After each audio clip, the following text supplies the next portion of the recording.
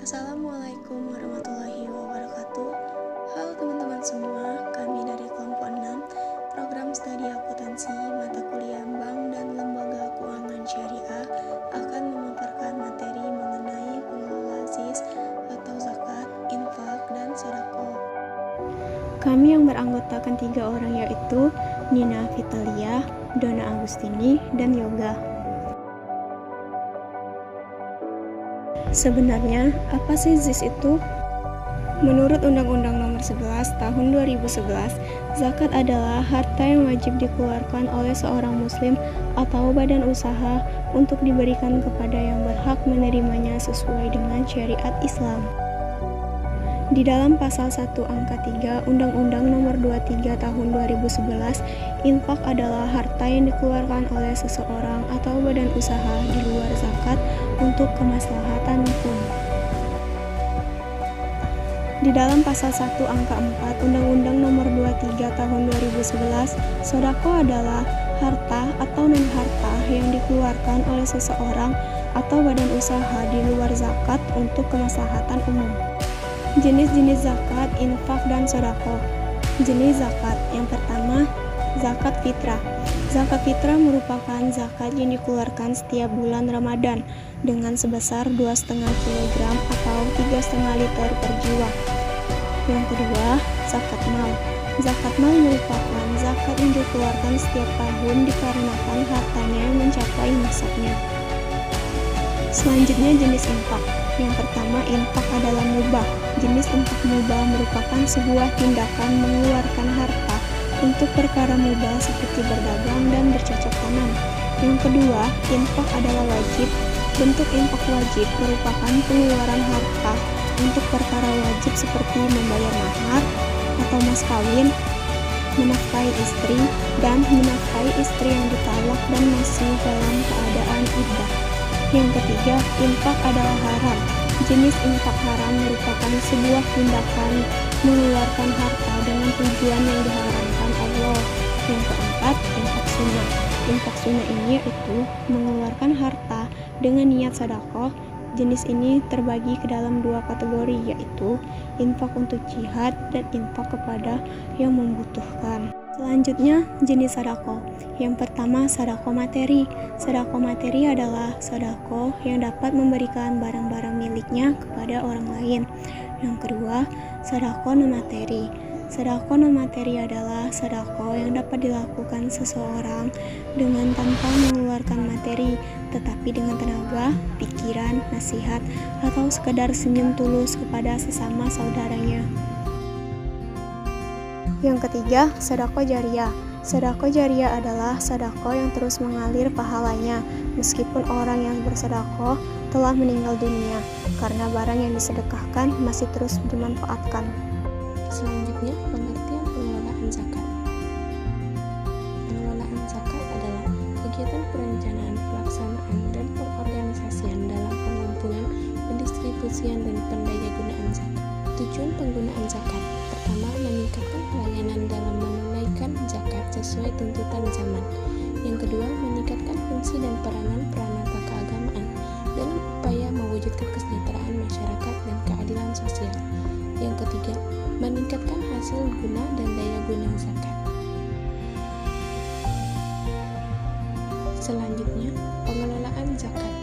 Yang pertama, amil zakat perlu memprioritaskan penyaluran dan pendayagunaan dana zakat di sekitar domisili OPZ, sehingga lebih fokus dan muzaki bisa turut serta maupun mengawasi pelaksanaan penyaluran dana zakat.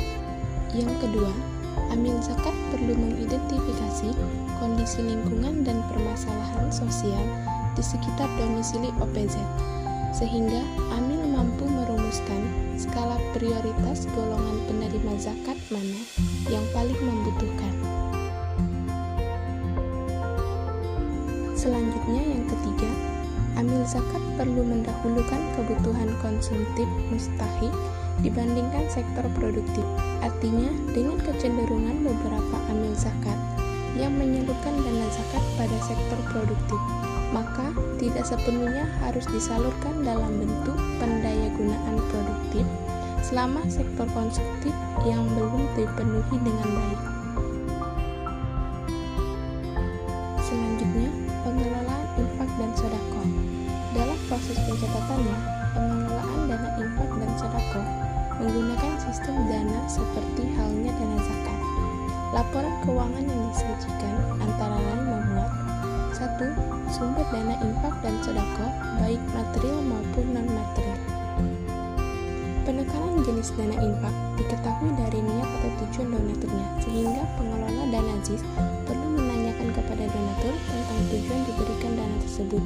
Bahkan tidak jarang donatur mengikrarkan bahwa dana infak yang diberikan dialokasikan untuk tujuan khusus. Tentunya, pengelola ZIS perlu merinci sumber secara detail sehingga publik juga mengetahui tentang sumber dana yang diperoleh oleh OPZIS. Kadang-kadang pengelola dana ZIS juga menerima dana dari donatur yang tidak bersedia menyebutkan identitasnya. Namun demikian, sebaiknya pengelolaan dana ZIS semaksimal mungkin mengupayakan adanya konfirmasi tentang identitas donatur. Paling tidak, identitas tersebut hanya digunakan untuk pengendalian internal dan tidak untuk dipublikasikan. Hal ini merupakan upaya yang dilakukan pengelola ZIS untuk meningkatkan akuntabilitas lembaga. Yang kedua, laporan penyaluran dana infak dan sedekah menyajikan informasi pemanfaatan dan pendaya gunaan dana infak dan sedekah karena sifatnya yang lebih fleksibel dan dibandingkan dana zakat. Maka, penggunaan dana infak bisa difokuskan untuk kepentingan-kepentingan yang bukan menjadi bagian dari pendaya gunaan dana zakat, seperti pemanfaatan untuk pendidikan guru-guru TPA yang punya komitmen untuk mengembangkan lembaga pendidikan. Pada saat yang sama, dana zakat lebih diprioritaskan bagi fakir miskin, sehingga pemanfaatan dana infak bisa dibuat lebih inovatif. Yang ketiga, laporan kondisi saldo infak dengan kesimpulan akhir surplus atau defisit. Informasi ini memberikan gambaran tentang efektivitas dan efisiensi pengelola dana infak dan sedekah dalam penghimpun dana penyaluran dana infak dan sedekah. Pengelola zakat. Menurut Undang-Undang Nomor 23 Tahun 2011, zakat diatur oleh 1. Basnas merupakan lembaga yang berwenang melakukan tugas pengelolaan zakat secara nasional. Dalam melaksanakan tugas sebagaimana dimaksud dalam pasal 6, Basnas menyelenggarakan fungsi A. Perencanaan pengumpulan, pendistribusian, dan pendaya gunaan zakat. B. Pelaksanaan pengumpulan, pendistribusian, dan pendaya gunaan zakat. C. Pengendalian, pengumpulan, pendistribusian, dan pendaya gunaan zakat. D. Pelaporan dan pertanggungjawaban pelaksanaan pengelola zakat. 2. Lembaga Amil Zakat atau LAZ adalah lembaga yang dibentuk masyarakat yang memiliki tugas membantu pengumpulan, pendistribusian, dan pendaya gunaan zakat.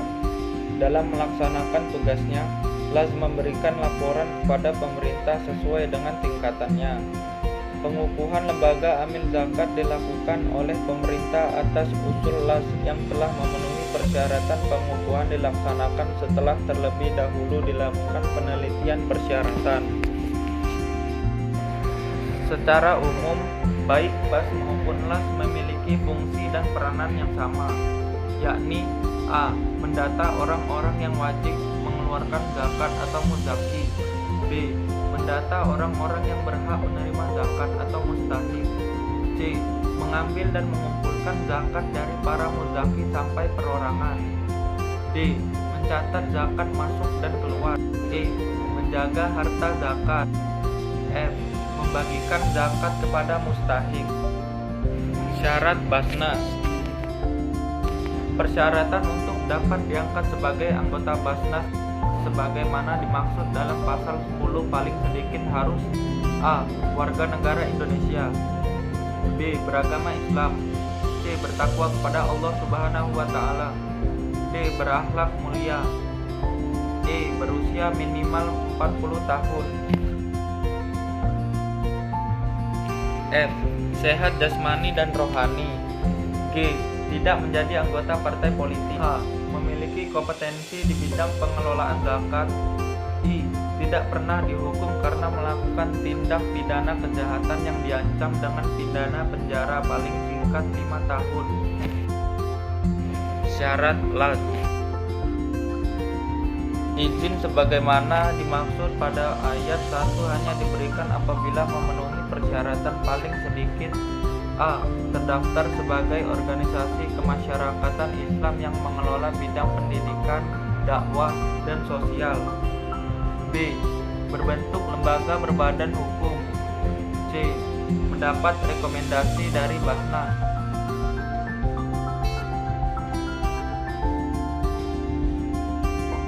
D. Memiliki pengawas syariat baik internal atau eksternal. E. Memiliki kemampuan teknis, administratif, dan keuangan untuk melaksanakan kegiatannya. F. Bersifat nirlaba. G. Memiliki program untuk mendaya gunakan zakat bagi kesejahteraan umat. H.